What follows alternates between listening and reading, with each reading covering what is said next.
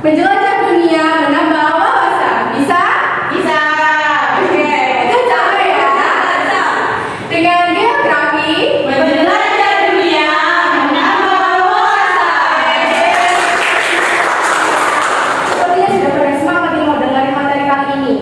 Udah pada tahu belum materi kali ini mau membahas tentang apa? Geografi. Betul, tepuk tangan untuk kakak.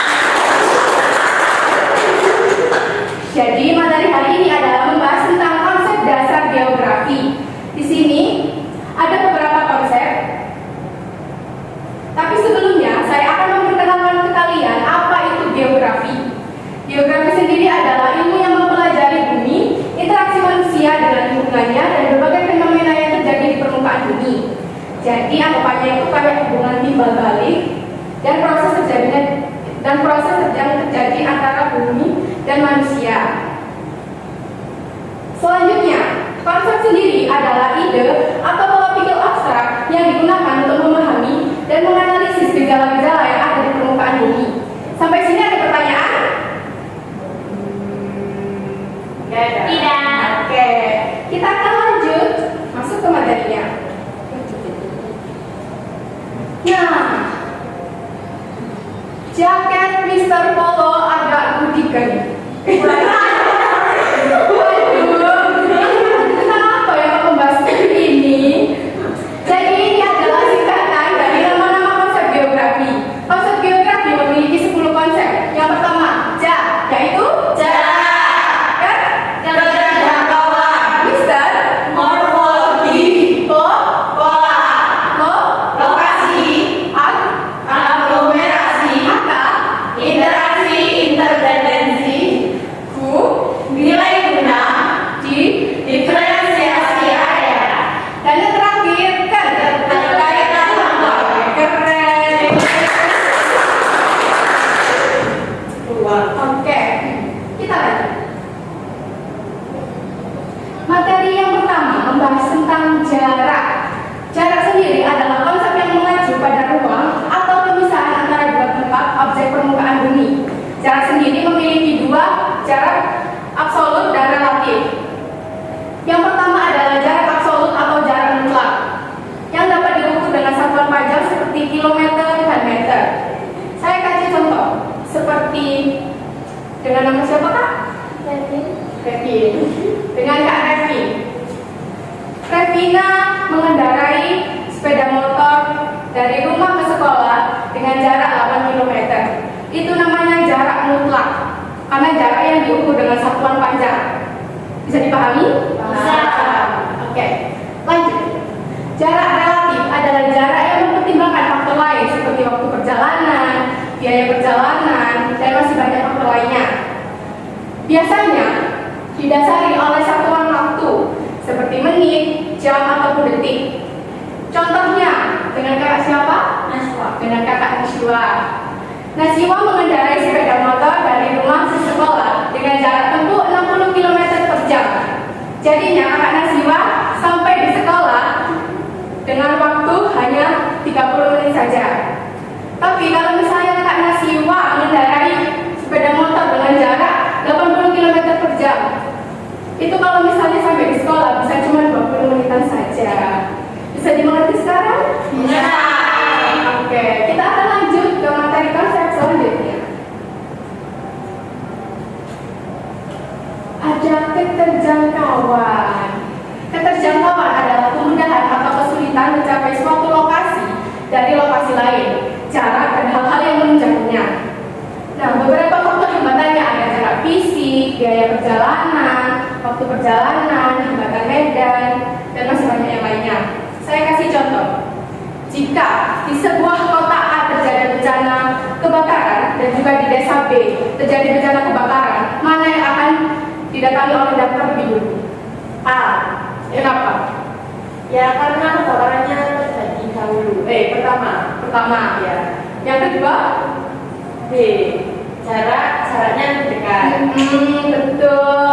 Terus waktu perjalanannya lebih singkat, jadi lebih bisa dijangkau terlebih dahulu ya. Tepuk tangan untuk kakak.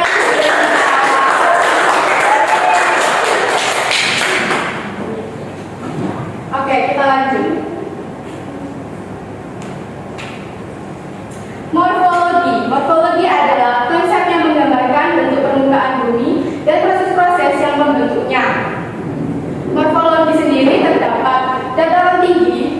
dataran rendah, gunung, pegunungan, pantai, dan laut.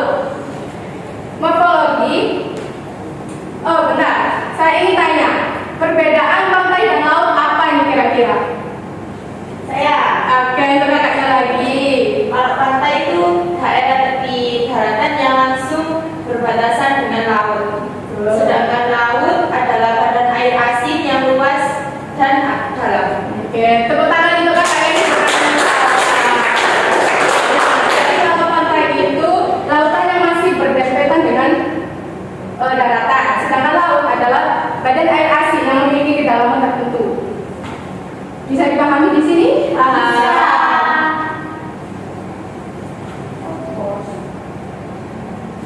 Selanjutnya adalah pola atau persebaran fenomena di permukaan bumi, baik fenomena alam maupun sosial budaya.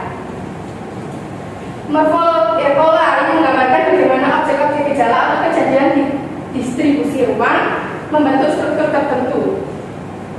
Contohnya, pola memiliki 3 macam, yaitu pola linier, random, dan konsentrik. Linier adalah memanjang, pola random ataupun acak, konsentrik yaitu memusat. Contoh, pola linier memanjang seperti di gambar, terdapat rumah yang berdempetan dengan sungai. Jadi polanya itu memanjang. Bisa dilihat? Oke. Yang kedua, pola random atau acak. Contoh persebaran sumber air di seburan tanah atau bahan baku industri yang menjadi dampaknya. Contohnya di gambar yang kedua, itu ada rumah di pegunungan. Jadi rumah di pegunungan itu posisinya beracak, tidak beraturan, sesuai dengan kesebaran tanah atau bahan baku industri atau kesebaran sumber air. Yang terakhir adalah pola konsentrik atau memusat. Contohnya persebaran bangunan di sekitar kota. Nah, kalau misalnya di kota itu kan sudah jelas tanahnya, sudah berbentuk, jadi bentuknya itu memusat menjadi satu. Ya, rata menjadi satu. Lanjut.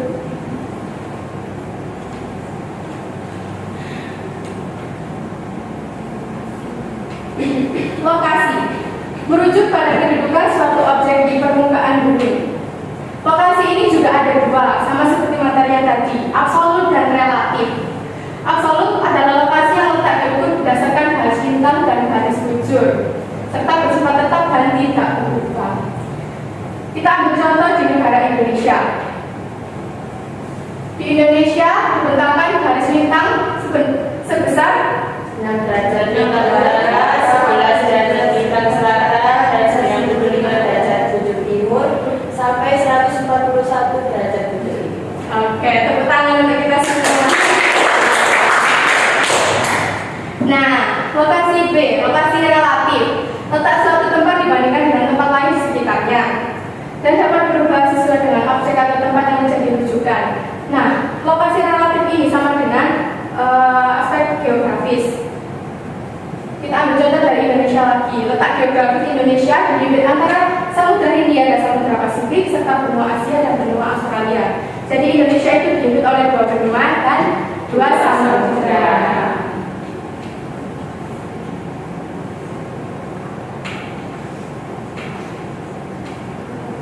Kita lanjut ke aglomerasi. Fenomena di mana terdapat pemusatan atau konsentrasi aktivitas manusia, ekonomi atau infrastruktur di suatu wilayah tertentu. Lebih gampangnya adalah pemusatan sesuai dengan bidangnya dalam tempat yang sama. Kita ambil contoh, di suatu pasar memiliki 3 bagian. Bagian depan, bagian tengah, dan bagian belakang. Bagian depan diisi dengan oleh penjual baju, bagian tengah diisi oleh penjual buah, dan yang bagian belakang diisi oleh penjual ikan, daging, dan juga sayur. Jadi pemusatannya itu disusun berdasarkan satu jenisnya. Ya, berdasarkan satu jenisnya. Kita ambil contoh lagi, contoh di sekolah. Di SMA Komodo Bayangkari terdapat 3 lantai. Lantai pertama, lantai kedua, dan lantai ketiga. Lantai pertama diisi oleh kelas 10, lantai kedua diisi oleh kelas 11, dan lantai ketiga diisi oleh kelas 12. Jadi pemusatannya itu sendiri berdasarkan jenis. Iya, berdasarkan jenisnya.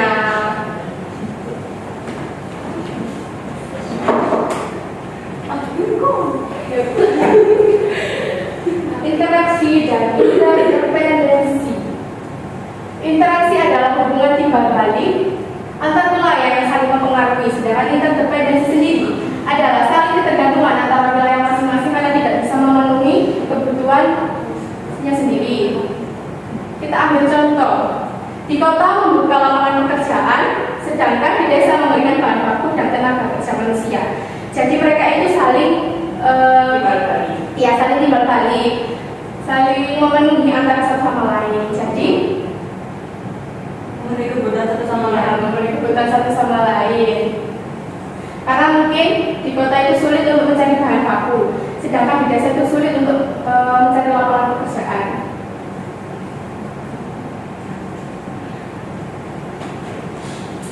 Oke, selanjutnya adalah nilai guna. Nilai guna adalah kelebihan yang dimiliki suatu tempat atau wilayah tertentu memiliki nilai kegunaan yang berbeda berdasarkan fungsinya. Di sini itu maksudnya kayak satu tempat yang diisi oleh beberapa orang dan memiliki kegunaan yang berbeda-beda. Kita ambil contoh di sekolah. Di sekolah kita ada guru, ada murid, terus ada siapa lagi? Pak guru, staff, dan lain-lain. Ada ibu kantin, ya masih banyak lagi. Dan di dalam lingkup sekolah itu nilai kegunaannya pun berbeda-beda. Guru sebagai pengajar, kalau siswa sebagai pelajar, kalau ibu kantin penjual, dan masih banyak lagi. Kegunaannya itu berbeda-beda, tetapi dikumpulkan menjadi lingkup yang sama. Ya, satpam juga. Ya, menjaga hati. Kita ambil contoh di pasar. Di pasar itu kita terdapat pembeli dan penjual. Jadi memiliki nilai kegunaannya berbeda, tetapi di lingkup yang sama. Di sini bisa dipahami? Bisa. Nah, yang terakhir. Apa itu ya? Gambar apa itu kira-kira? Ketemu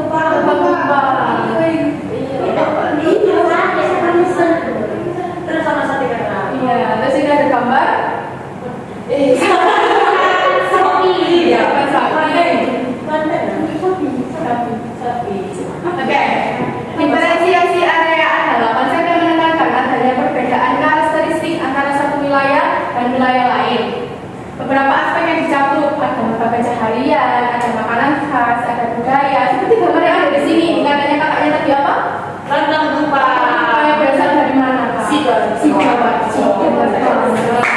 Berarti itu masuk aspeknya makanan khas. Betul. Terus yang kedua, ini ada apa ini? Sapi berasal dari mana ya, Kak? Madura. Masuk aspek budaya.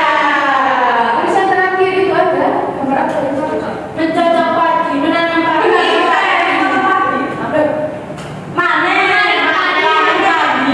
Apa? Memanen padi. Memanen padi. Nah, itu masuk ke aspeknya Mata pencaharian. mata pencaharian. Wis sudah paham semua, kayaknya keren banget. Nah, kayaknya aku mau menunjuk satu orang buat maju jawab pertanyaan dari aku. Siapa ya kira-kira? Ayo kakaknya silakan maju. Akan bertanya tentang seputar geografi ya.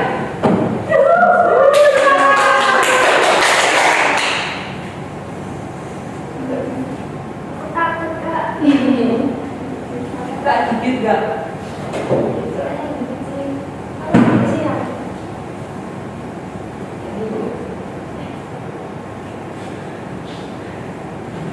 Nah, kita bertanya seputar aglomerasi. Apakah kakak bisa menyebutkan contoh satu aja tentang aglomerasi? Aglomerasi. Ya, Antaranya tadi. di sekitar sini. Ya pasar Poro juga. Iya, pasar Poro. Terdapat apa saja? Di bagiannya yang di bagian depan itu ada penjual buah, di bagian tengah ada penjual sayuran, dan di bagian belakang itu ada kayak jual jajan-jajan. Iya.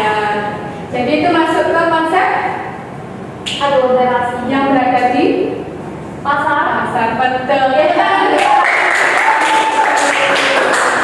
Oke, kita tanya lagi. Silakan ya Kak Belgio. Terima kasih. Oke. Siapa lagi ya? Oke, mungkin bisa menjawab ke depan. Sini menghadap. Sebentar. Kak Nikos yang susah kak. Iya. Keempat. Oh, sebentar. Ada satu materi yang ketinggalan yaitu tentang keterkaitan ruang. Maaf ya. Iya. Yaitu menjelaskan konsep hubungan antar wilayah fenomena yang terjadi di suatu tempat dengan wilayah atau fenomena lain di tempat yang berbeda. Lebih gampangnya adalah penyebab dari kota A yang terjadi dari kota B. Contohnya, hujan abu di Sidoarjo, kita ambil saja kota A, diakibatkan akibat meletusnya gunung Kelut di Blitar yaitu kota B. Jadi saling berkesinambungan. Yang kedua, longsor di daerah kota terjadi akibat gempa di dataran tinggi. Jadi menjelaskan hubungan antar wilayah yang menciptakan fenomena baru. Oke, itu kakaknya. Saya mau tanya tentang diferensiasi area. Tolong kakak berikan satu contoh dari aspek budaya yang ada di Indonesia.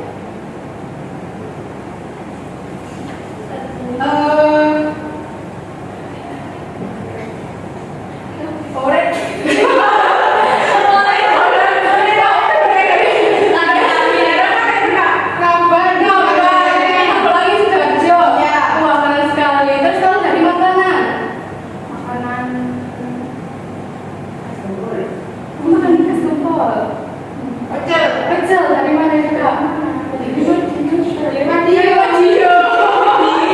Kalau ada pencaharian di daerah kota biasanya mata pencahariannya apa? Perkantoran. Iya, perkantoran. Tepuk tangan untuk kakak. Terima kasih ya. Nah, satu lagi, last one. Kita akan tanya kepada siapa ya? Untuk kakak Nasiwa, silakan maju ke depan.